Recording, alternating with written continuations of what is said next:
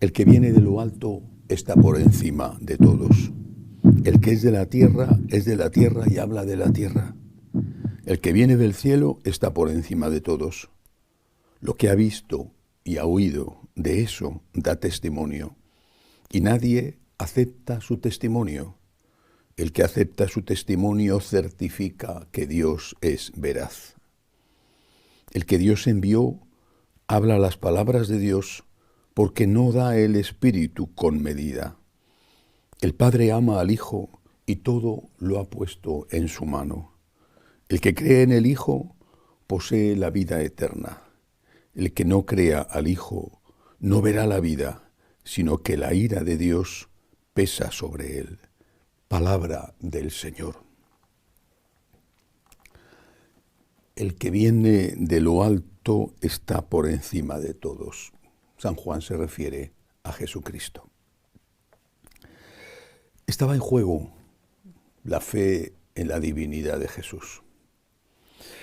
Aquellos primeros, y San Juan es el último que murió de los primeros porque murió muy anciano, no tenían duda sobre su humanidad, habían estado con él, habían convivido con él, habían reído, habían comido, habían llorado con él, le habían abrazado, era un hombre.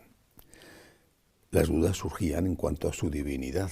Solo después de la resurrección se abrió paso de forma plena en su corazón, en su cabeza, en su entendimiento, que Cristo, siendo verdadero hombre, era también verdadero Dios, y solo después de Pentecostés se les iluminó cómo podía ser aquello.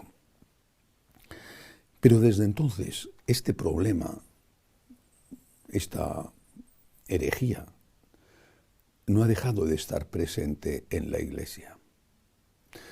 Se tipificó con el nombre de arrianismo debido a su fundador, Arrio, un sacerdote de Alejandría, que negó que pudiera ser posible que Dios se hubiera hecho hombre.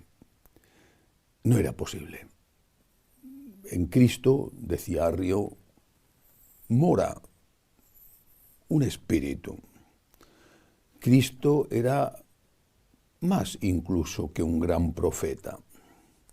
Cristo era, para Arrio, una especie de semidios, usando conceptos fácilmente entendibles aún por la mentalidad pagana, un semidios.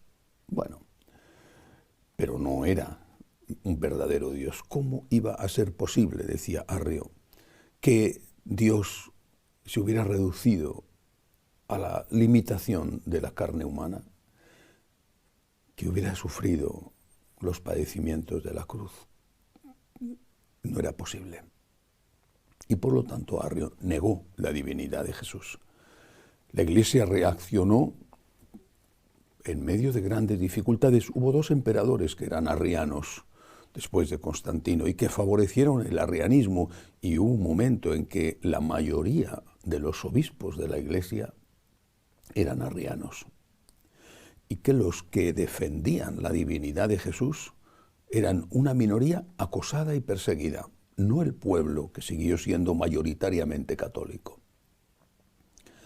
Incluso el Papa de la época titubeó, tuvo sus dudas, no manifestó al principio de una forma plena y clara, absoluta, su defensa de la divinidad de Cristo y su apoyo a los que defendían la divinidad de Cristo.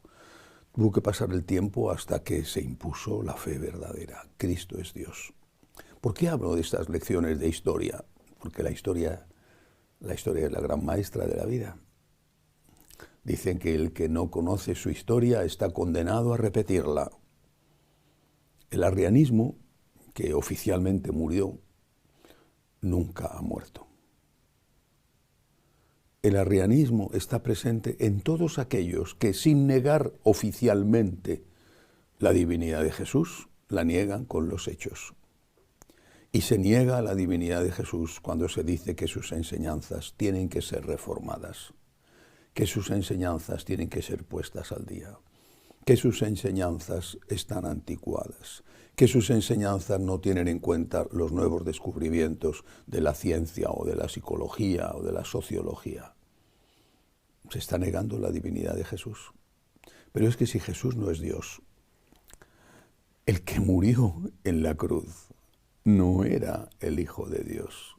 Y por lo tanto su muerte no es una muerte redentora.